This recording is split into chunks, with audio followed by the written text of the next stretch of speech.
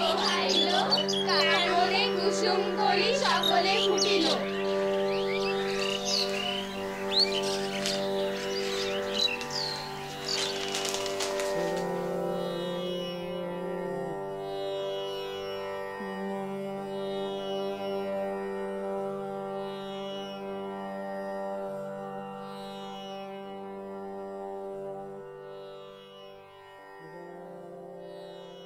বাবার চাকরি সূত্রে আমার শৈশব কৈশোর কেটেছে বগুড়ার করতোয়া নদীর ধারে একটি গ্রামে, যে গ্রামে অবারিত মাঠ ছিল, প্রান্তর ছিল, খোলা প্রান্তরে ছুটে বেড়ানোর তাগাদা ছিল, গাছে ওঠার সুযোগ ছিল, পাখির ডিম খোঁজার সুযোগ ছিল, লাল পিঁপড়ার কামড় খেয়ে গাছের উপর থেকে লাফ দিয়ে পড়ে যাওয়ার দরকার ছিল। এভাবেই প্রকৃতির সঙ্গে অনুভবে আমি আমার শৈশব কৈশোরের দিন যেমন কাটিয়েছি, তেমনি কাটিয়েছি শিক্ষার অংশ হিসাবে। আমি যেই স্কুলে পড়তাম সেই প্রাইমারি স্কুলের একজন শিক্ষক ছিলেন। তার অ্যাক্সিডেন্টে একটি পা ভেঙে গিয়েছিল। পরবর্তী সময়ে তিনি ক্রাচে ভর করে স্কুলে আসতেন এবং সকালবেলা আমরা যখন যেতাম স্কুল শুরুর সময় তিনি আমাদেরকে লাইন করে দাঁড়িয়ে বলতেন, পাখি সব করে রব রাতি পোহাইল, কাননে কুসুম কলি সকলই ফুটিল। তিনি বলতেন, তোরা জোর দিয়ে চেঁচিয়ে বল। আমরা যখন চেঁচিয়ে বলা শেষ করতাম তখন তিনি বলতেন যে তোরা সবাই বাগানের কুসুম কলি, তোদেরকে ফুটে উঠতে হবে। এই ফুটে ওঠা হলো মানুষের ফুটে ওঠা, মানুষ হিসাবে মানবিক চেতনার জায়গা থেকে ফুটে ওঠা, যেন মনুষ্যত্বের মর্যাদা তোদের মধ্যে টিকে থাকে। এই অসাধারণ বাণী ছিল আমার কাছে শিক্ষা, আমার সারা জীবনের শিক্ষা এটা। আব্বা আবার বদলি হয়ে যান রাজশাহীতে, সেখানে গিয়ে পিএন গার্লস স্কুলে 8ম শ্রেণীতে ভর্তি হই আমি। রাজশাহী শহর আমার প্রিয় শহর। এই শহর আমার বেড়ে ওঠার সময়ের শহর। একদিকে যেমন লেখালেখির চিন্তা করতে পেরেছি, অন্যদিকে আমার প্রাতিষ্ঠানিক শিক্ষার সবটুকু জায়গা পূর্ণ হয়েছে এই শহরে বাস করে। সেলিনা হোসেন আমাদের রাজশাহী বিশ্ববিদ্যালয়েই পড়েছেন। আমিও এই বিশ্ববিদ্যালয়ে পড়ি, সুতরাং আমি যথেষ্ট গর্ববোধ করি এই বিশ্ববিদ্যালয়ে পড়ার জন্য। আমাদের নতুন প্রজন্ম থেকে ওনার মতো যদি কোনো গুণী ব্যক্তিত্ব উঠে আসতো তাহলে সেটা আরও বেশি গর্বের হতো। সেলিনা হোসেন বাংলাদেশের সাহিত্য সাংস্কৃতিক অঙ্গনে একজন কিংবদন্তি। সাহিত্যকে উন্নত শিখরে পৌঁছে দেওয়ার জন্য তার যে প্রেরণাময়ী লেখা, এটা আমাদের সকলকেই মুগ্ধ করে। আমরা আশা করি বাংলাদেশের ভবিষ্যৎ বিনির্মাণের জন্য এরকম সাহিত্যিক, দেশপ্রেমিক এবং বহু গুণীজনের প্রয়োজন আছে। রাজশাহী বিশ্ববিদ্যালয়ে পড়ার সময় অনেক গল্প লিখেছি।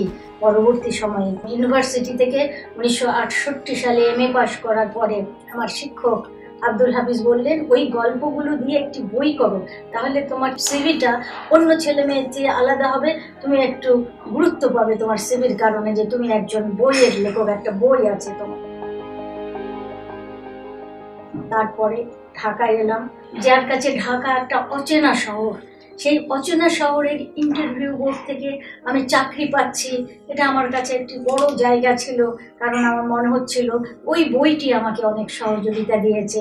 বাংলা একাডেমির চাকরির ইন্টারভিউ যখন দিলাম সেই চাকরিটাও আমার হলো, এবং আমি বাংলা একাডেমিকে একটি পড়াশোনার জায়গা মনে করে বললাম বাংলা একাডেমির চাকরিটাই আমি করব।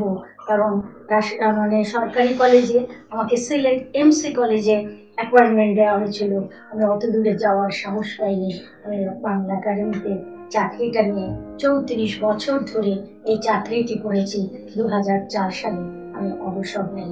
বাংলা একাডেমির চাকরির পর আমার মনে হলো আমাকে লেখক হতে হলে আমাকে একটি বিষয়ের নিমগ্ন সাধনায় যেতে হবে, কারণ এত কিছু করে কোথাও ভালো রকম অ্যাটেনশন দিতে না পারলে পূর্ণতা অর্জন হবে না।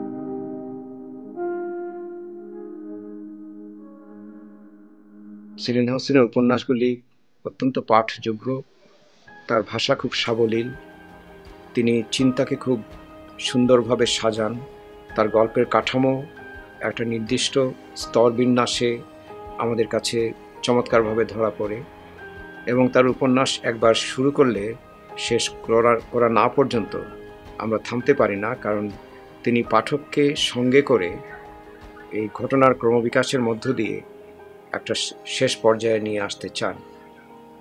এবং তার উপন্যাসে যেহেতু গল্প কাঠামোতে কোনো ফাঁক থাকে না, তার সংলাপগুলি খুব সতেজ হয়, তার চরিত্রগুলি অত্যন্ত বাস্তব নির্ভর হয়, যার জন্যে পাঠকরা তার উপন্যাসের জীবনে প্রবেশ করতে কোনো বাধা পায় না। এটি বড় একটা লক্ষণ একজন বড় উপন্যাসিকের, যে গল্পের কাঠামোর ভিতরে যে জীবন আর বাস্তবের যে জীবন তার সঙ্গে একটা সাযুজ্য তিনি নির্মাণ করতে পারছেন কিনা, না তিনি এটা মন গড়া ব্যাখ্যা দিচ্ছেন। সেলিনা হোসেন সম্পর্কে আমি এটুকু বলতে পারি, তিনি কখনো কোনো ঘটনার মন গড়া বিশ্লেষণ দেননি, ব্যাখ্যাও দেননি। তিনি জীবন থেকে যে ছবিটা পেয়েছেন তার উপর কিছু রং চড়িয়ে আমাদের মনের একটা ভিতরে আন্দোলন সৃষ্টি করে তিনি সেই জীবন একটা উপন্যাসকে জীবন্ত করতে চান। এই ক্ষেত্রে তিনি সফল। আমি সেলিনা হোসেনের উপন্যাস নিয়ে কাজ করেছি, পিএইচডি করছি, আইবিএস থেকে পিএইচডি করছি। তো সেইখানে আমি যখন আমার তত্ত্বাবধায়ক স্যারের সাথে কথা বলছিলাম যে আমি কি বিষয়ে পিএইচডি করব, তখন তিনি আমাকে বললেন যে তুমি একটু ভাবার সময় একসময় ওই আইবিএসে আয়োজিত এক সেমিনারে সেলিনা হোসেন ম্যাডাম এসেছিলেন এবং সেখানে তার বক্তৃতার এক যে বিষয় ছিল সেটা হচ্ছে লেখার উপকরণ ও লেখার কৌশল। এইখানে আমি তার সেমিনারটিতে উপস্থিত ছিলাম এবং সেখানে দেখি যে তিনি প্রায় 40-এর কাছাকাছি উপন্যাস লিখেছেন, যেগুলোর উপকরণ অনেক বৈচিত্র্য এবং বেশিরভাগ সময় তিনি যে উপন্যাসগুলো লিখেছেন সেগুলো বেশি আমাদের জাতীয় এবং আন্তর্জাতিক পর্যায়ে বাংলাদেশকে প্রতিনিধিত্ব করে এমন সব বিষয় নিয়ে। তো এই বৈচিত্র্যময় উপকরণ যখন আমি পেলাম তখন আমার মনে হলো যে সেলিনা হোসেন ম্যাডামকে নিয়েই আমার পিএইচডি করা উচিত। আমাদের রাজশাহী ইউনিভার্সিটির ছাত্রী হিসেবে তার পরিচিতি আছে। কিছুদিন আগে রাজশাহী ইউনিভার্সিটির যে 10ম সমাবর্তন হলো সেখানেও তাকে ডিলিট উপাধি দেওয়া হয়েছে। তো এসব কিছু মিলেই আসলে আমার ভালো লেগেছে তার কাজ করতে, তার বিষয় নিয়ে কাজ করতে, এবং কাজ করার সময় তিনি আমাকে অনেক সাহায্য করেছিলেন এবং তার যে অমায়িক আচরণ এবং সাহায্যের যে হাত সেইটা আমার কাছে খুব ভালো লেগেছে। তিনি ব্যক্তি হিসেবে খুব ভালো। আমার মনে হয় তাকে নিয়ে আরও কাজ করা উচিত।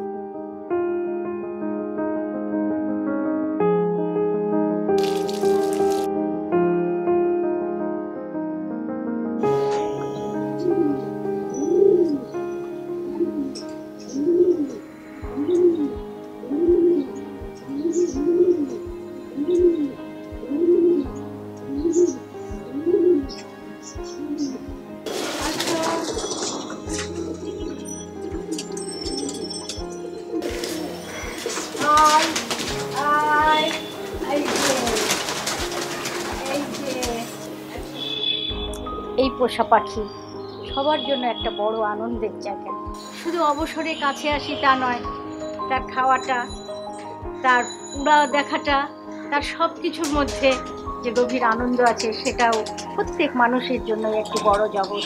আমাদের প্রিয় সেলিনা আপা শুধু একজন নারী নন, একজন মাতা নন, বধূ নন, আমাদের সমাজে, আমাদের দেশে একটি নক্ষত্র, একজন সংবেদনশীল মানুষ যিনি মানুষের অধিকার নিয়েও কথা বলেন, মানুষকে নিয়ে লেখালেখি করেন, শিশুদের জন্য যার অসম্ভব রকম একটা সংবেদনশীল মন আছে।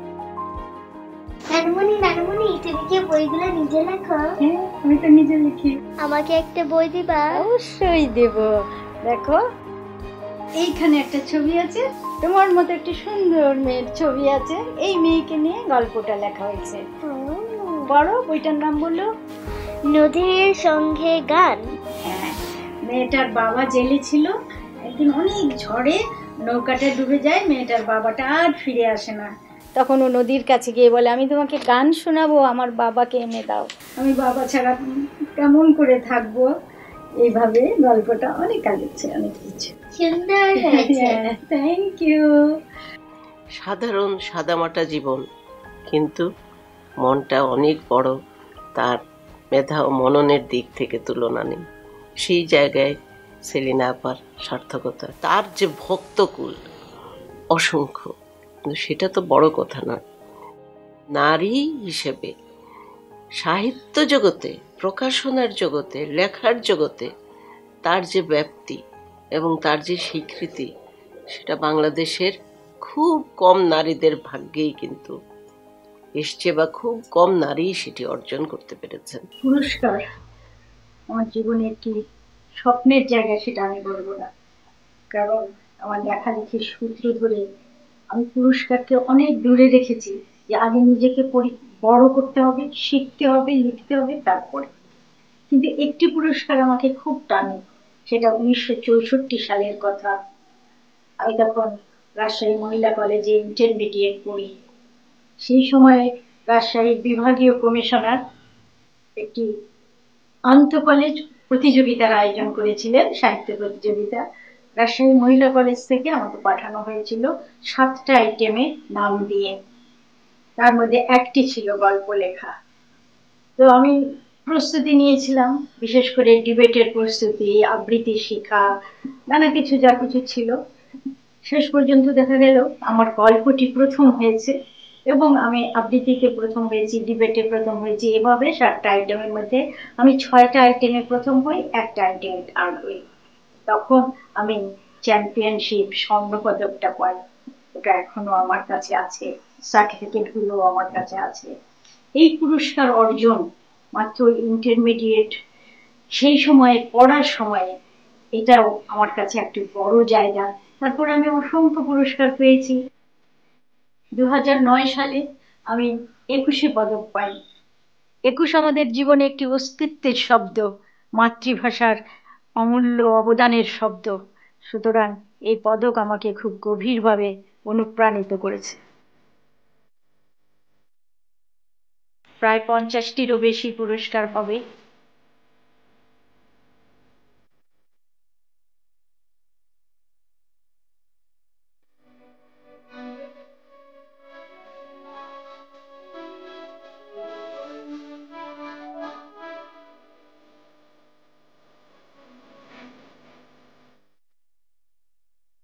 দু 8ই মে, এদিন রবীন্দ্রভারতী বিশ্ববিদ্যালয় আমাকে ডিলিট উপাধি দিয়েছিল।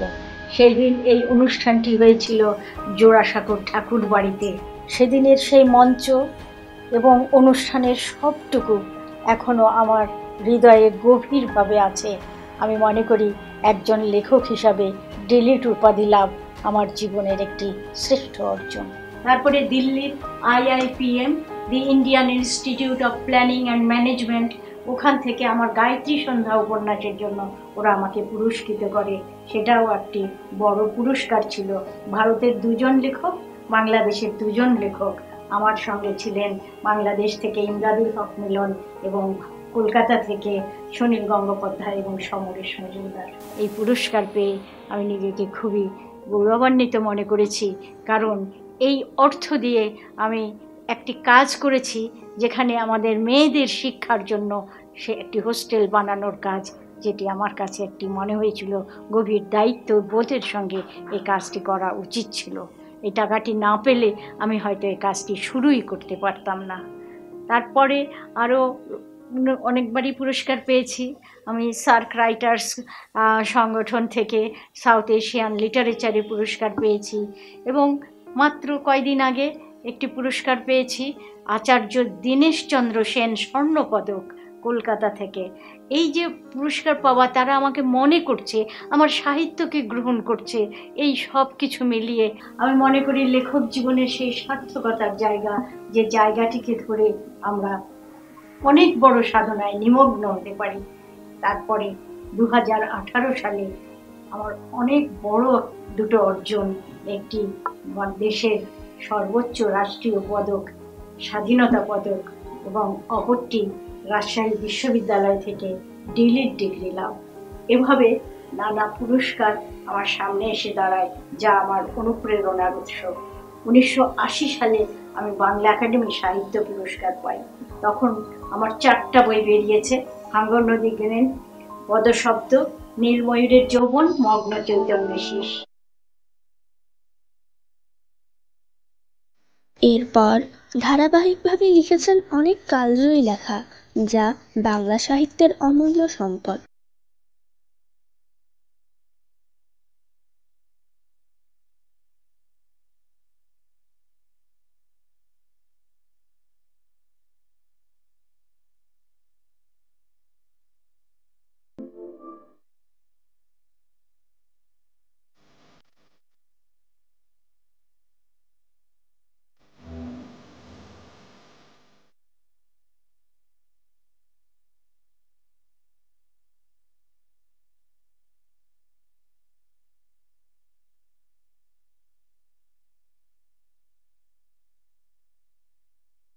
সেলেনা হোসেন বাংলা সাহিত্যে একটা গুরুত্বপূর্ণ জায়গা নিয়েছেন তার মেধা এবং অধ্যবসায় দিয়ে।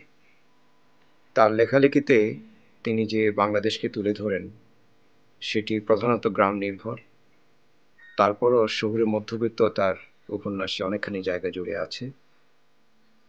গ্রামে যে জনপদে তিনি তার গল্প স্থাপন করেন সেটি তার কল্পনা থেকে প্রসূত কিছু নয়।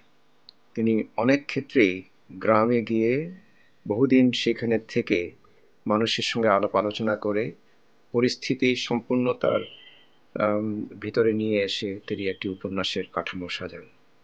সেই জন্য তার উপন্যাসের চরিত্রগুলো অত্যন্ত জীবন্ত।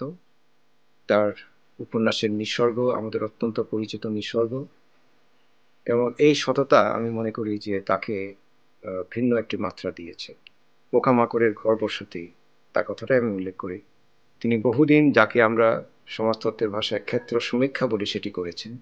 চরিত্রদের সঙ্গে তিনি উঠে বসা করেছেন, তাদের জীবনের সঙ্গে জীবন মিলিয়েছেন। ফলে তিনি যে দৃষ্টি দিয়ে চরিত্রদের দেখেছেন সেটি অনেক শহুরে লেখক সেই দৃষ্টি দিয়ে দেখতে পারেন না। দ্বিতীয়ত, সেলেনা হোসেনের চরিত্রগুলি অত্যন্ত জীবন্ত এই জন্য যে তারা প্রতিটা সময় একটা দ্বন্দ্বের ভিতর দিয়ে যায়। তিনি আমি মনে করি বাংলা সাহিত্যের অন্যতম দ্বন্দ্ব লেখক, এই অর্থে নারীদের জীবনে যে দ্বন্দ্ব, দুঃখী মানুষের জীবনে যে দ্বন্দ্ব, শহুরে মানুষের জীবনে যে দ্বন্দ্ব, একটি দ্বন্দ্ব নয় কিন্তু অনেকগুলি দ্বন্দ্ব তিনি খুব নিখুঁতভাবে ফুটিয়ে তুলতে পারেন। যার জন্য তার কথোপকথন অংশটি আমার খুব ভালো লাগে। তার প্রতিটি উপন্যাসে কথোপকথন খুব সুন্দরভাবে তিনি বাজিয়ে যান, যেটি আমাদের খুব পরিচিত একটা সুর। কিন্তু দ্বন্দ্বগুলি যখন তিনি লিখেন, দ্বন্দ্বগুলি নিয়ে তিনি নারীদের প্রতি অবশ্যই একটু পক্ষপাতিত্ব দেখান, বিপন্ন মানুষের প্রতি একটা পক্ষপাতিত্ব দেখান। পরিবেশ চিন্তার দৃষ্টিকোণ থেকে আমি মনে করি সেলেনা হোসেন অনেক এগিয়ে। তিনি তার উপন্যাসগুলিতে গ্রামীণ পরিবেশ, শহরের পরিবেশ সেগুলি নিয়ে লিখেছেন, কোনো মন্তব্য করেনি সে অর্থে, কিন্তু তার লেখার ভিতর দিয়ে প্রমাণ করতে চেয়েছেন যে আমাদের পরিবেশ বিপন্ন হলে মানুষও বিপন্ন হয়। আমার লেখার সূচনা তো রাজশাহীতে হয়েছে, কিন্তু অনুপ্রেরণার জায়গাটা যদি ধরি তাহলে আবার সেই বগুড়ার কথা বলতে পারি, যেখানে আমি অবাধ প্রকৃতি দেখেছি, প্রকৃতির সৌন্দর্য দেখেছি। আর আরেকটা জিনিস দেখেছি, নরনারী সম্পর্কের জায়গাটিও দেখেছি, কিভাবে একজন আরেকজনকে বঞ্চিত করছে, কিভাবে একটি বাল্য বিয়ের শিকার হচ্ছে মেয়েটি, মার খাচ্ছে, সেই কান্না আমি দুর্জন করে শুনেছি, একজন মায়ের আর্তনাদ শুনেছি। এইভাবে অনেক মানুষের অনেক কিছু দেখার অভিজ্ঞতা যখন আমার মধ্যে সঞ্চয় হলো, তখন আমি ভেবেছি এই লেখালেখিটা আমার কাজে লাগানো উচিত। আমি সেভাবেই লেখালেখির সূত্রপাত করি। পাশাপাশি আমি মার্কস অ্যাঙ্গেলস পড়ি। আমার শিক্ষক অধ্যাপক আব্দুল হামিদ বইগুলো পড়তে বলেছেন। তিনি প্রথম আমাকে একটি বই উপহার দিয়েছিলেন, অ্যালেন গিন্সবার্গের হাউল। এইভাবে আমি নিজের চিন্তার জায়গাটা তৈরি করার চেষ্টা করি, এবং মার্কস অ্যাঙ্গেলসের রাজনীতি থেকে আমি মনে করেছিলাম যে এই রাজনীতি আমাদের ওই ফুটপাতে ঘুমিয়ে থাকা মানুষগুলোকে আশ্রয় দেবে, শিক্ষা দেবে, ঘর দেবে, খাদ্য দেবে। বাংলা সাহিত্যের ঐতিহ্য বিরাট, বিশ্ব সাহিত্যের সাথে তুলনীয়। বাংলা সাহিত্যে বেশ কয়েকজন লেখককে আমরা বিশ্ব সাহিত্যের সঙ্গে তুলনীয় বলতে পারি আর কি। মোটামুটি ভাবে বিশ্বের যে কোনো জায়গাতেই লেখক লেখিকার পার্থক্য করা খুব কঠিন, যে এই লেখাটা মনেই হচ্ছে যে একজন লেখিকা, সেটা ঠিক নয়। সেই জন্য সেলিনার লেখাতে কিন্তু আমি মনে করি যে সেলিনার লেখায় জোর আছে একটা নারীর স্বাধীনতা, সেটা আমাদের সামাজিক কারণে আর কি।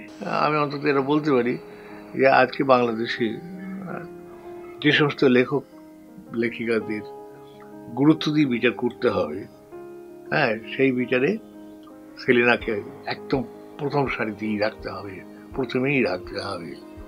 হ্যাঁ, এবং আমার খুব ভালো লাগছে এই অল্প কিছুদিন আগে রাজশাহী বিশ্ববিদ্যালয় থেকে আমাকে এবং সেই সঙ্গে সঙ্গে সেলিনাকেও ডিলিট উপাধি দিল আর কি।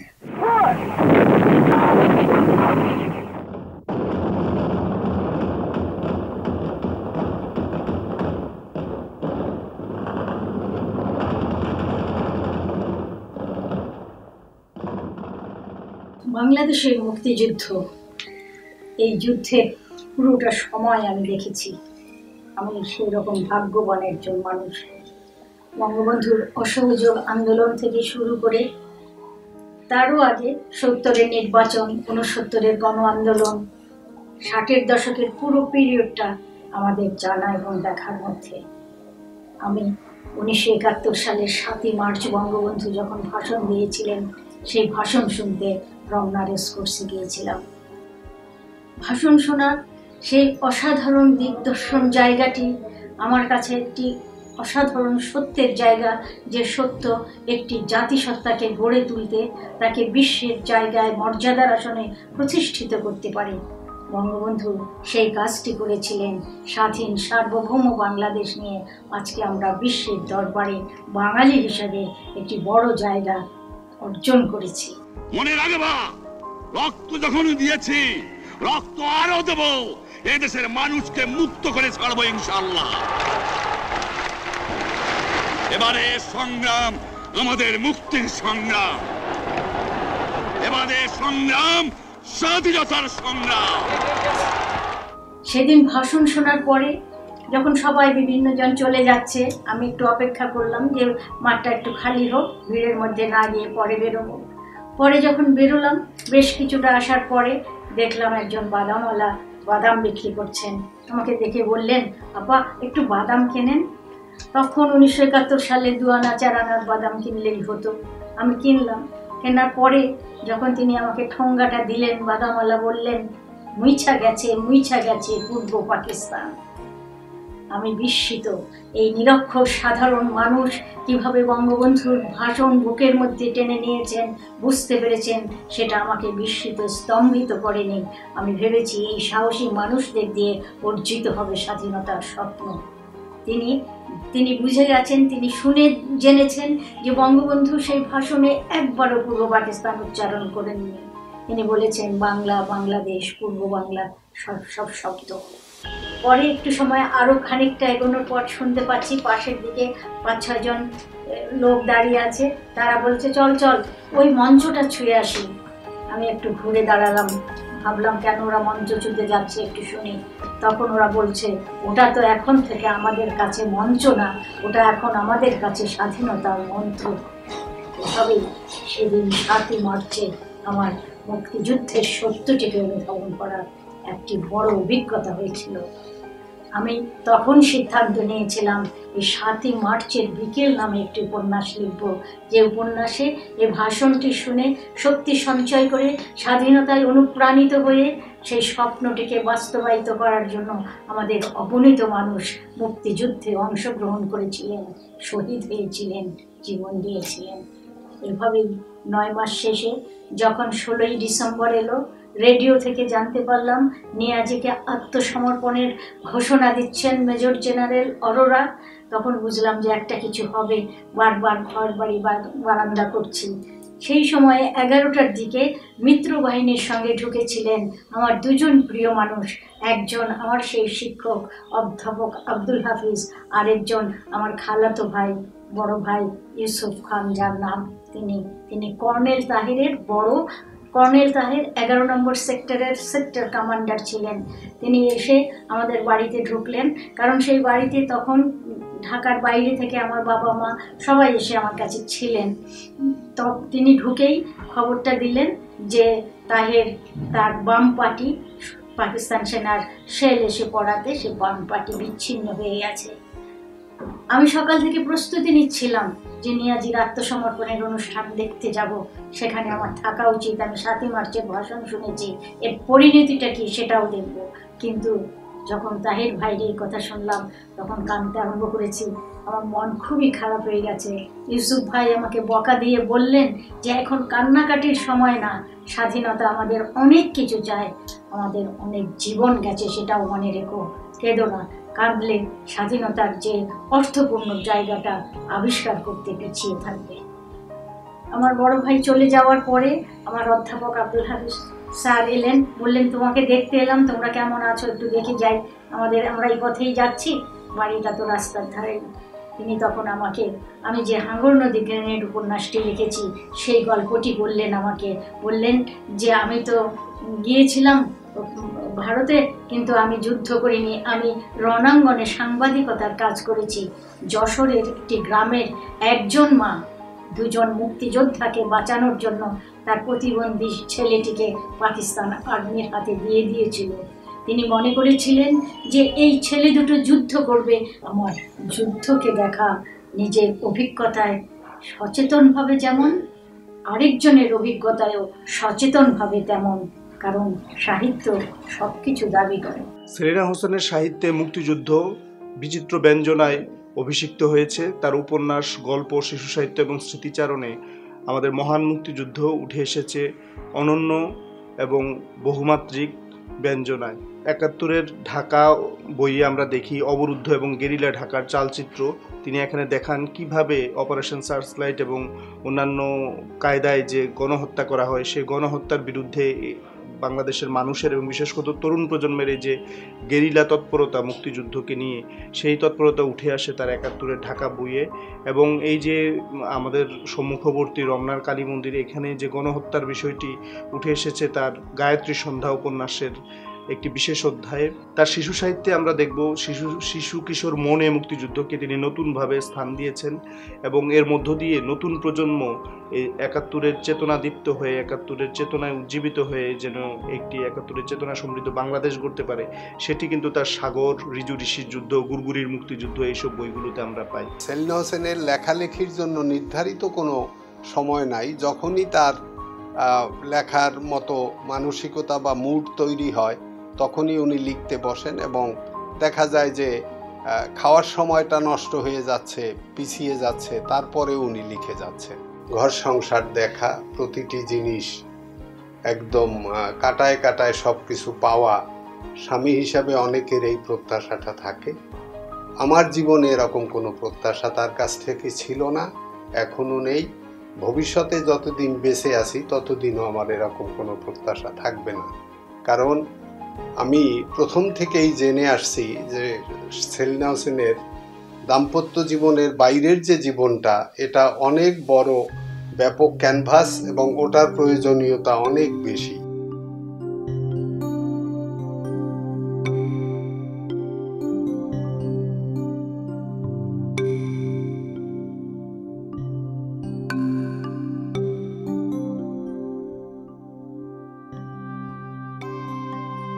লারা, প্রিয় লারা, ও আমার দ্বিতীয় মেয়ে। ওর জন্ম হয়েছিল খুবই সুন্দরভাবে, ও আমাকে সবচেয়ে কম কষ্ট দিয়ে জন্মগ্রহণ করেছিল, কিন্তু কষ্টের জায়গা যে অন্য জায়গায় তুলে রেখে যাবে সেটা তো আমি বুঝতে পারিনি তখন।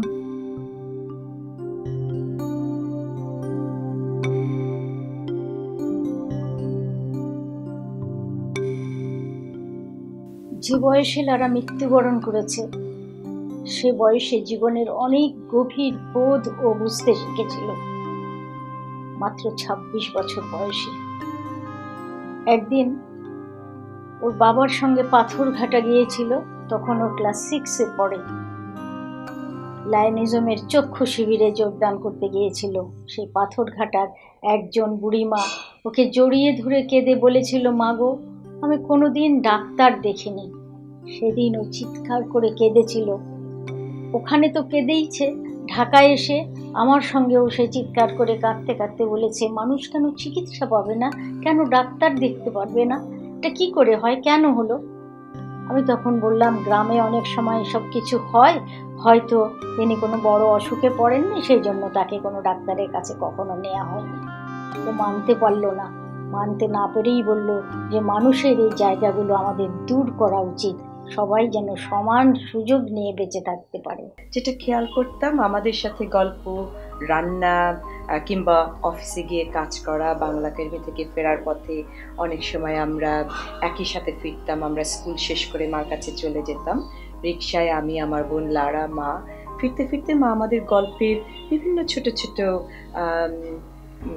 ধারণা, আইডিয়া যেগুলো মার মাথায় আসতো শেয়ার করতো সবসময়, এবং বলতো যে কি মনে করো, আমি এরকম একটা চরিত্র দেখেছি, এটাকে নিয়ে একটা ছোট গল্প করব, এরকম হবে, তোমাদের কি মতামত। মার থট প্রসেসগুলো সব সারাক্ষণই মাথার মধ্যে কিন্তু কাজ করত, এবং সব সময় প্রতিটা কাজের মধ্যে মা তার চিন্তা ভাবনাগুলোকে কিন্তু আমাদের সাথে শেয়ার করতো। কখনো কোনো কিছু হলে, কোথাও গিয়ে আটকে গেলে যদি বলতো যে মোনা এই জায়গাটায় এসে আটকেছি, কেমন হতে পারে, আমাদের সাথে একটা আলোচনায় বসতো। তো আমার মনে হয় মার আজকের লেখিকা হওয়ার পিছনে আমাদের সবারই কিন্তু ছোট ছোট কিছু ভূমিকা আছে। মা অনেক লেখকের মতো নিজেকে নীরবে নিভৃতে লিখে যাচ্ছে এমন লেখক কিন্তু ছিলেন না। আমরা তার লেখালেখির খুব বড় একটা অংশ ছিলাম, এবং আমার মনে হয় এখানে জেন্ডারের একটা বড় রোল আছে। মেয়ে হিসাবে যে লেখিকারা কাজ করেন, তাদের কিন্তু সংসার ত্যাগ করে তারা কখনোই লেখিকা হন না। সংসারকে তাদের কাজের একটা বিশাল অংশ করেই তারা কিন্তু লেখিকা হন, এবং আমার মা তার ব্যতিক্রমী নয়। সেই রোকেয়া সাখাওয়াত হোসেনের পরে লাইন ধরে তার পদাঙ্ক অনুসরণ করে অনেকে এসছেন, সেলিনা আপা এসছেন। কিন্তু এখন যেটা, সেলিনা আপার কথা বলতে গেলে মনের মধ্যে সবসময় একটা কথা জেগে ওঠে, সেটা হলো তার মতো কয়জন আমরা পরবর্তীতে পাচ্ছি। নতুন প্রজন্মের মধ্যে কই দেখি না তো আরেকজন সেলিনা হোসেন। এই জায়গায় আমাদের যাওয়ার জন্য সেলিনা আপাকে আমরা শ্রদ্ধা ভরে আজকে তাকে অভিনন্দন জানাই, অভিবাদন জানাই, এবং তিনি যেভাবে আমাদের অনুপ্রাণিত করেছেন, আগামীতে নতুন প্রজন্মকে সেভাবে অনুপ্রাণিত করবেন লেখার ক্ষেত্রে, একটা জীবন দর্শনকে অনুসরণ করার ক্ষেত্রে। লেখার কাজ যারা করেন আর কি, তাদের নিজেদের বয়স বাড়ে, কিন্তু তাদের লেখার বয়স কিন্তু বাড়ে না। সেটা নির্ভর করে কোন বিষয়ের উপর তিনি লিখছেন। সেলিনার লেখা কয়েকটি উপন্যাস বেশ নাম করেছে। মৃত্যুহীন যেটা, সেটা হচ্ছে অক্ষর। সেই জন্য হিন্দু শাস্ত্রে অক্ষর মানে স্বয়ং স্রষ্টা। সেলিনা এইরকম একটা ব্রতে আছে, এই ব্রতটা সে যেন সারা জীবন ঠিক মতন উদযাপন করতে পারে। বয়োজ্যেষ্ঠ লেখক হিসেবে আমি তার জন্যে তার ওই দীর্ঘায়ু যেমন কামনা করি, তেমনি এই দীর্ঘায়ু যেন কর্মময় হয়, শুধুমাত্র বেঁচে থাকা নয়।